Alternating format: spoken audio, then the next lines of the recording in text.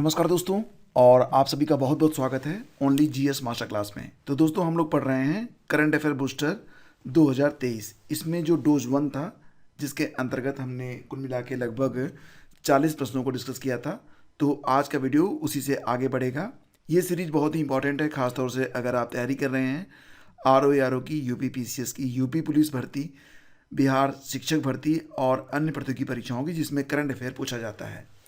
तो चलिए शुरू करते हैं आज का करंट अफेयर बूस्टर डोज 2। तो दोस्तों आज का पहला क्वेश्चन है, कला प्रदर्शनी silent conversation from margins to centre. ध्यान दीजिएगा, ये बहुत ही इंपॉर्टेंट है।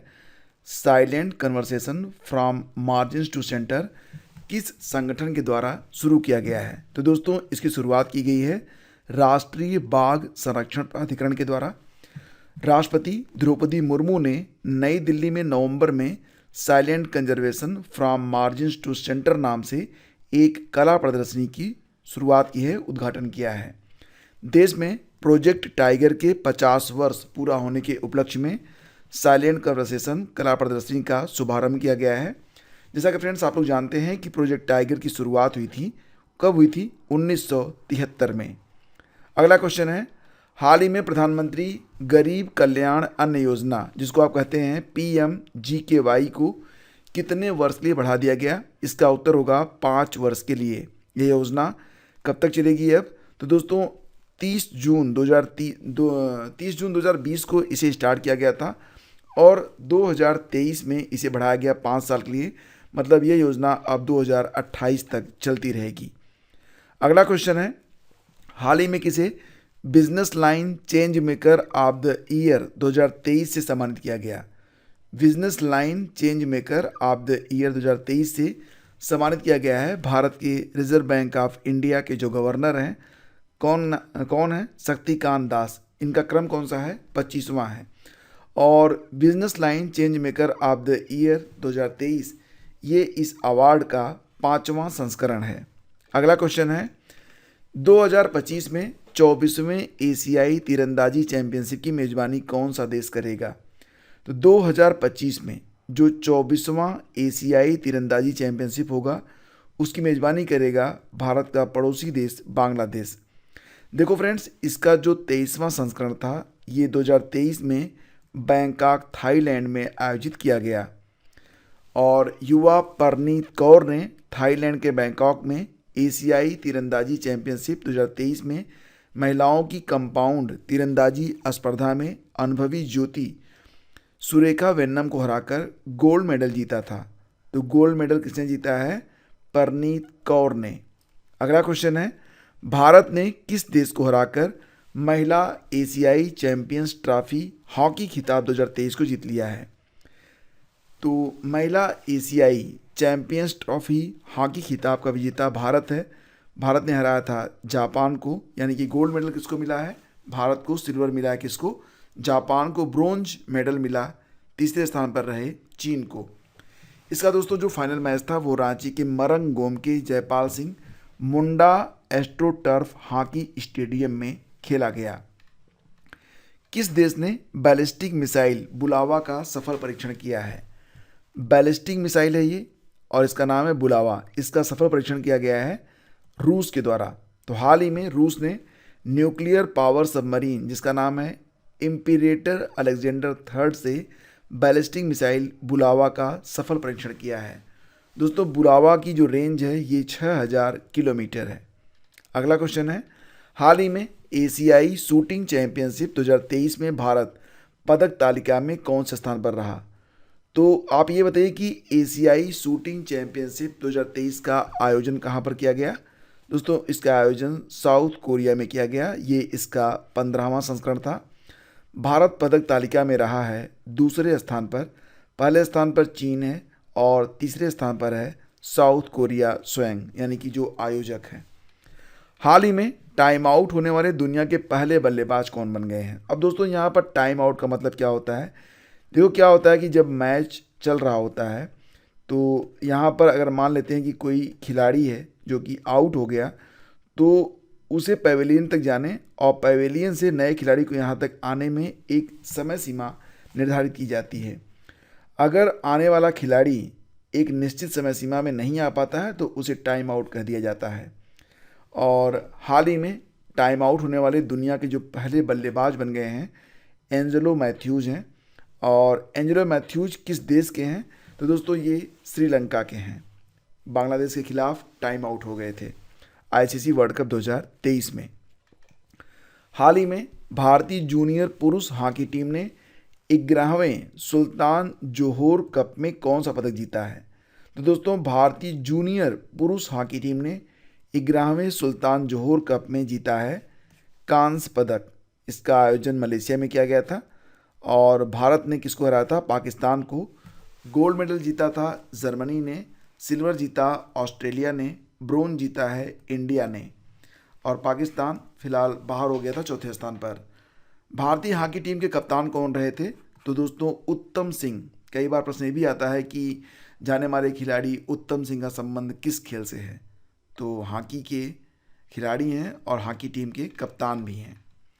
हाल ही में प्रोजेक्ट 15B बहुत ही इंपॉर्टेंट प्रोजेक्ट है फ्रेंड्स, याद रखिएगा इसको।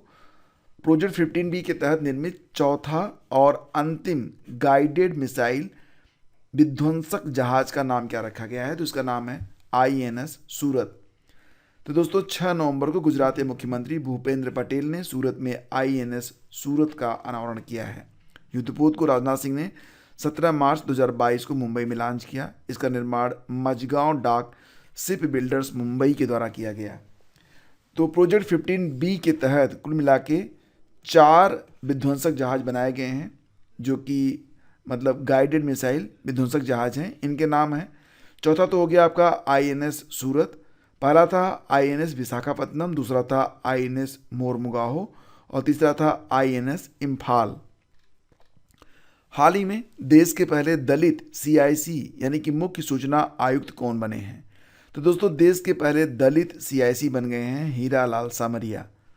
मुख्य सूचना आयुक्त के रूप में हीरालाल सामरिया ने यशवर्धन कुमार सिन्हा का स्थान लिया है। इनके अलावा 2 सूचना आयुक्त भी बने हैं। तो मुख्य सूचना आयुक्त बन गए हीरालाल सामरिया, 2 सूचना आयुक्त बने हैं, इनके नाम हैं श्रीमती आनंदी रामलिंगम, दूसरे हैं विनोद कुमार तिवारी। देश के पहले मुख्य सूचना आयुक्त कौन थे? तो इनका नाम था वजाहत हबीबुल्लाह, 2005 से लेकर 2010 तक। तो ये भी इम्पॉर्टेंट पॉइंट है क्योंकि आजकल अभी देखा आपने कि APS की परीक्षा में ये पूछा गया था कि जो पहला T20 मैच हुआ था उसमें विजेता कौन था। तो ऐसे प्रश्न भी पूछ लिए जाते हैं, सब एग्जामिनर के मूड पे है।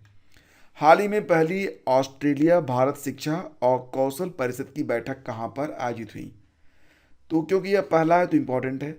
ऑस्ट्रेलिया भारत शिक्षा और कौशल परिषद की बैठक गुजरात के गांधीनगर में हुई थी।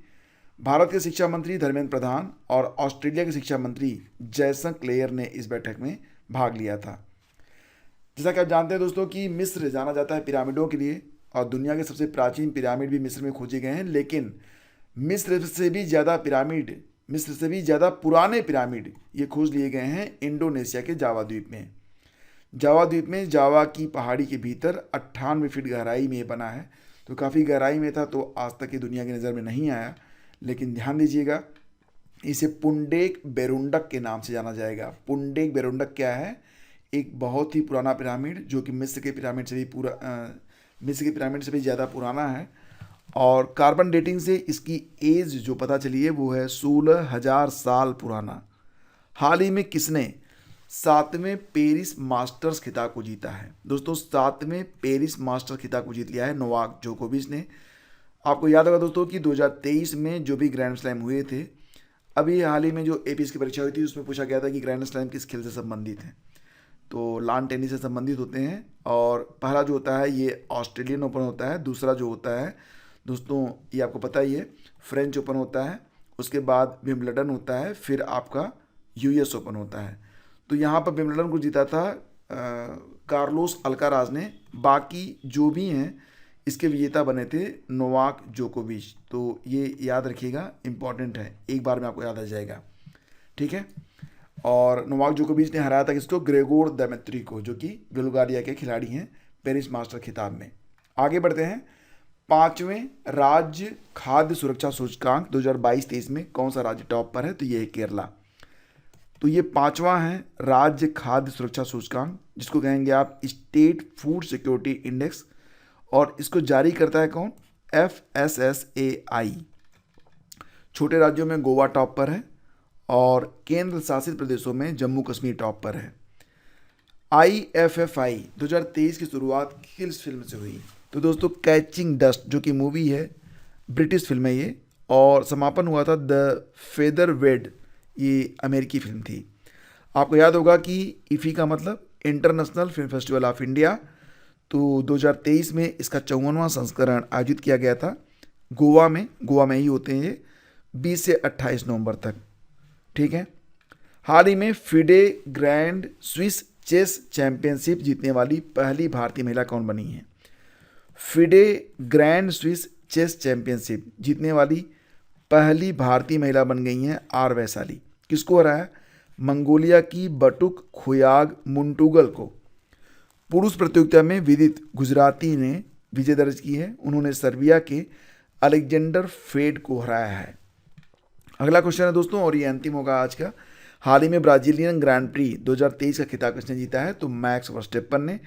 ये रेडबुल के ड्राइवर हैं, नीदरलैंड के निवासी हैं, और इस साल की जो ये 20वीं रेस थी ब्राजीलियन ग्रैंड प्रिक्स, और इसमें मैक्स वर्स्टेपन ने कुल 17वीं विजय दर्ज की है। मतलब जो 20 रेस हुए हैं उनको याद करने की आपको ज़रूरत नहीं है।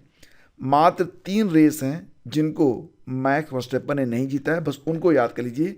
बाकी जो भी आए 2023 अगर लगा हुआ है तो मैक्स वर्स्टेपन उसमें आप लिख देना।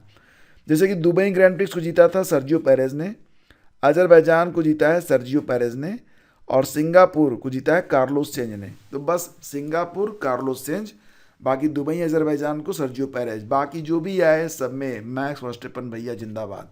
ठीक है। दुनिया में सबसे ज़्यादा समय तक प्रधानमंत्री पद पर रहने वाली महिला बन गई हैं शेख हसीना, और टाइम मैगजीन के कवर पेज पर इसीलिए इनको जगह भी मिली है। वे 2009 से बांग्लादेश की पीएम है, कुल 28 साल तक पीएम रही हैं, और इसके पहले 1996 से 2001 तक वो बांग्लादेश की पीएम रही थी। राष्ट्रीय कैंसर जागरूकता दिवस हाल ही मनाया गया था 7 नवंबर को। ये इंपॉर्टेंट है। 7 नवंबर को ही नोबेल पुरस्कार विजेता वैज्ञानिक मैडम क्यूरी का जन्मदिन होता है, और इसी दिन शिशु संरक्षण दिवस भी मनाया जाता है। हाल ही में कौन सा देश ISA का 95वां सदस्य बन गया है?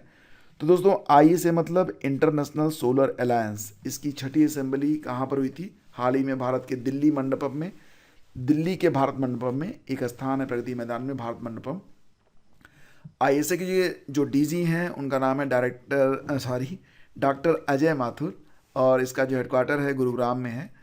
इस संगठन का गठन भारत और फ्रांस ने 2015 में पेरिस में आयोजित जलवायु परिवर्तन पर संयुक्त राष्ट्र फ्रेमवर्क कन्वेंशन COP21 सम्मेलन में किया था। तो बस इतना याद रखना कि ISA की जो स्थापना हुई थी 2015 में हुई थी पेरिस में आयोजित COP21 के दौरान।